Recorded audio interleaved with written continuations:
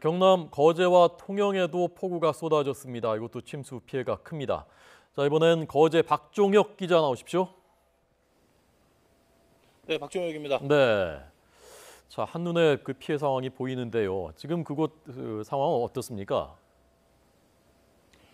네, 지금 제가 나와 있는 곳은 경남 거제시 아주동의 용소 1길입니다. 이 도로가 이 주택가 이면도로인데요.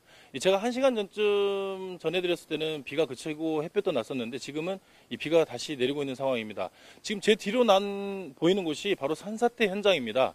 제 오른쪽으로 보시면, 화면의 왼쪽으로 보시면 이 산사태를 막기 위해서 쳐놓은 안전 담장이 있습니다.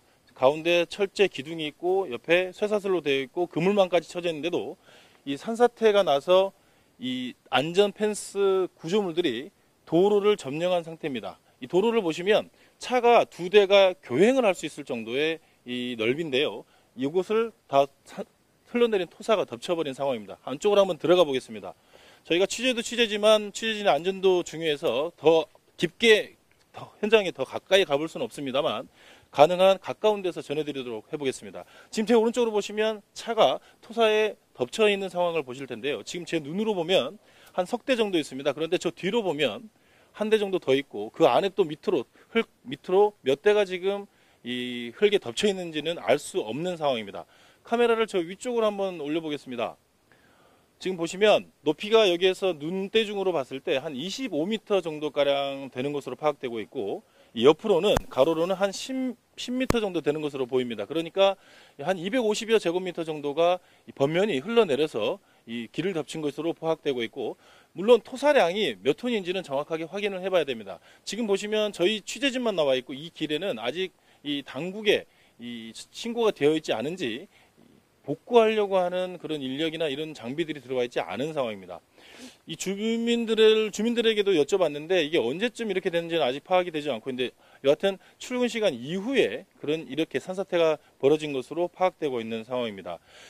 그리고 저희가 지금 창원에서 이곳 거제로 올 때 촬영했던 영상이 있는데요. 밑그림으로 한번 이 영상을 보면서 말씀을 드리겠습니다. 덕포터널, 거가대교를 지나면 거가대로에 있는 덕포터널이라고 있는데요. 터널을 나오면 지금 벌어지는 상황입니다. 이 그림이 보이시는지 모르겠습니다만 화면에 보면 이 폭포수처럼 물이 콸콸 쏟아내려지는 모습이 보이실 겁니다.